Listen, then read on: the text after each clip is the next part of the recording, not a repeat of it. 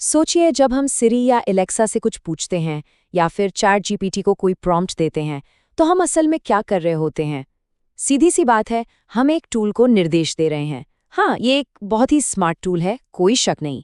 ये हमारे कमांड का इंतजार करता है, उसे पूरा करता है और फिर अगले कमांड के लिए तैयार हो जाता है। लेकिन जरा सोचिए, क्या हो अगर एआई को हमारे हर एक कदम पर निर्देश की जरूरत ही ना पड़े। क्या हो अगर वो खुद से सोच पाए, प्लान बना पाए और हमारे साथ एक सच्चे पार्टनर की तरह काम कर सके। बस यही एक सवाल हमें एआई के बिल्कुल नए दौर की दहलीज पर लाकर खड़ा कर देता है। तो इस नए विचार को ठीक से समझने के लिए चलिए पहले उस एआई की बात करते हैं जिससे हम सब वाकिफ हैं। एक ऐसा एआई जो दिए गए निर्देशों पर ही चलता है। चलिए एक उदाहरण से समझते हैं। मान लीजिए एक एआई है जो ट्रेनिंग वीडियो बनाता है। इसका वर्कफ्लो कैसा होगा? सबसे पहले कोई अपनी स्क्रीन रिकॉर्ड करेगा, फिर एआई उस रिकॉर्डिंग को देखेगा और अपने आप एक स्क्रिप्ट लिख देगा। इसके बाद इंसान उस स्क्रिप्ट को एक बार देखकर एडिट करेगा और बस एआई एक वॉइस ओवर बनाकर पूरा वीडियो तैयार कर देगा। देखा, ये एक बहुत ही सीधा स्टेप बाय स्टेप प्रोसेस है। और देखिए, ये ऑटोमेशन बहुत पावरफुल है, इसमें कोई दो राय नहीं। लेकिन इसकी एक सीमा है, एक दीवार है। अगर वीडियो बनाने के प्रोसेस में कोई ऐसी मुश्किल आ जाए जिसकी उम्मीद नहीं थी, तो ये एआई उसे सुलझा नहीं सकता। क्यों? क्योंकि वो तो बस अपनी लिखी हुई स्क्रिप्ट पर ही चल सकता है और कुछ नहीं। और बस यही आकर हमें पारंपरिक एआई की सीमाएं साफ साफ दिखने लगती हैं। उन मुश्किल कामों का क्या, जहां सिर्फ एक सीधी लाइन में नहीं चला जा सकता, जहां रिसर्च की जरूरत हो, सोचने की और बार बार सुधार करने की। तब हमें एक ज्यादा एडवांस्ड अप्रोच की जरूरत पड़ती है। तो इस चुनौती का जवाब है एजेंटिक एआई। ये एआई की दुनिया का अगला बड़ा कदम है। ये सिर्फ एक टूल नहीं है, बल्कि एक सोचने समझने वाला सिस्टम है। तो सवाल उठता है, ये एजेंटिक एआई आखिर है क्या चीज? देखिए, इसे एक ऐसे सिस्टम की तरह समझिए जिसका दिमाग एक बड़ा लैंग्वेज मॉडल यानी एलएलएम है। वही टेक्नोलॉजी जो चैट जीपीटी के पीछे है। ये एआई सिर्फ एक काम नहीं करता, ये दिए गए लक्ष्य को समझता है और फिर उसे पूरा करने के लिए खुद ही एक पूरा प्लान बनाता है, सही टूल्स चुनता है और फिर उस प्लान पर काम भी करता है। एक बात समझना जरूरी है, एजेंटिक होना कोई ऑन ऑफ स्विच जैसा नहीं है। ये एक स्पेक्ट्रम है, एक रेंज है। जैसा कि इस इमेज में दिख रहा है, हम धीरे धीरे पूरी तरह से इंसानी कंट्रोल वाले सिस्टम से ऐसे सिस्टम की तरफ बढ़ रहे हैं जो खुद फैसले ले सकते हैं। ये एआई को और ज्यादा आज़ादी यानी ऑटोनॉमी देने का एक सफर है। तो फिर सवाल ये उठता है कि ये एडवांस्ड एआई एजेंट्स आखिर काम कैसे करते हैं? इनके सोचने का तरीका क्या है? चलिए इसे थोड़ा गहराई से समझते हैं। एंड्रू एनजी का ये उदाहरण इस फर्क को बहुत ही बढ़िया तरीके से समझाता है। एक सामान्य एआई को अगर कहा जाए इस टॉपिक पर एक निबंध लिखो, तो वो एक ही बार में जो भी लिख सकता है लिख देगा, काम खत्म। लेकिन एक एजेंटिक एआई का तरीका बिल्कुल अलग है। वो पहले निबंध की एक आउटलाइन बनाएगा, फिर उस आउटलाइन पर वेब रिसर्च करेगा, फिर एक पहला ड्राफ्ट लिखेगा और उसके बाद भी रुकेगा नहीं, बल्कि उस ड्राफ्ट को खुद ही रिव्यू करके उसमें सुधार भी करेगा। ये एक सोचने समझने वाली आइटरेटिव यानी बार बार दोहराई जाने वाली प्रक्रिया है।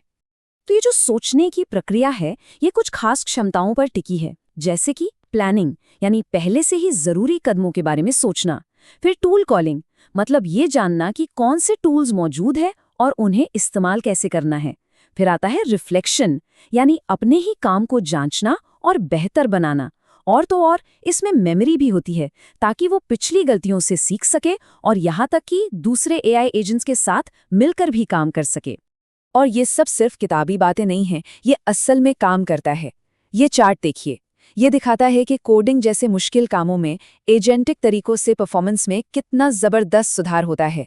जीरो शॉट अप्रोच मतलब जब एआई को बस एक ही मौके में जवाब देना होता है, उसके मुकाबले जब एजेंट्स प्लानिंग और रिफ्लेक्शन का इस्तेमाल करते हैं तो नतीजे कहीं कहीं ज्यादा बेहतर होते हैं। तो ये सिर्फ कोई एकेडमिक आइडिया नहीं रह गया है, ये टेक्नोलॉजी की दुनिया में एक धमाके की तरह फैल रहा है। अब देखते हैं कि ये आज इतना जरूरी क्यों हो गया है। जरा इस स्लाइड पर एक नजर डालिए। हर एक लोगों को पढ़ने की जरूरत नहीं है, बस इसके स्केल, इसके विशाल आकार को महसूस कीजिए। Memory, tool libraries, agent framework, hosting, हर एक चीज के लिए नई नई कंपनियां और ओपन सोर्स प्रोजेक्ट्स बन रहे हैं। ये एक पूरी की पूरी इंडस्ट्री है जो सिर्फ इस एक आइडिया के चारों ओर खड़ी हो रही है। और जहां ऐसी क्रांति होती है वहां पैसा भी आता है। सिर्फ इसी साल के पहले 9 महीनों में जेनरेटिव एआई स्टार्टअप्स में $20 बिलियन से भी ज्यादा का निवेश हुआ है। ये कोई छोटी मोटी रकम नहीं है। ये इस बात का साफ संकेत है कि इन्वेस्टर्स इस टेक्नोलॉजी पर कितना बड़ा दांव लगा रहे हैं। और ये सिर्फ स्टार्टअप्स की बात नहीं है। गार्टनर का अनुमान है कि बस 4 साल के अंदर हमारे रोजमर्रा के काम से जुड़े 15% फैसले एआई अपने आप ले रहा होगा। जरा सोचिए, हमारे काम का एक बड़ा हिस्सा एक एआई पार्टनर संभाल रहा होगा। यह हमारे काम करने के तरीके को हमेशा हमेशा के लिए बदल सकता है। ये ग्राफ इस क्रांति की रफ्तार को दिखाते हैं। ये ओपनएआई और LangGraph के SDKs यानी वो सॉफ्टवेयर टूल बॉक्स जिनका इस्तेमाल डेवलपर्स इन एआई एजेंट्स को बनाने के लिए करते हैं, उनके रिलीज का इतिहास है। और आप खुद देख सकते हैं, पिछले 18 महीनों में ये ग्रोथ आसमान छू रही है। ये वही क्लासिक हॉकी स्टिक कर्व है जो किसी भी टेक्नोलॉजी में एक बड़े धमाके का संकेत होता है।